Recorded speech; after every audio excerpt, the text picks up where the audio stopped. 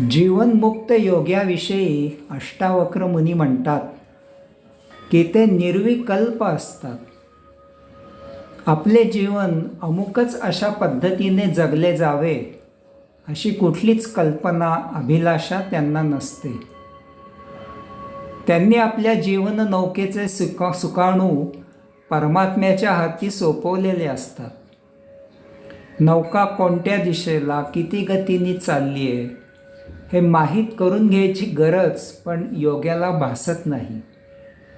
ते सतत प्रभू सेवेतच रत असतात. आप बोले हम डोले अशी त्यांची कल्पना असते की प्रभू जे देईल हे माझ्यासाठी योग्यच आहे आणि हा प्रसाद माझ्यासाठी आहे. संपूर्ण समर्पण त्यांनी केलेलं असतं प्रभूसाठी. कैवल्यानंदात एका योगेश्वराशिवाय त्यांना अन्य काही समजत उमजत नाही. हरिओम.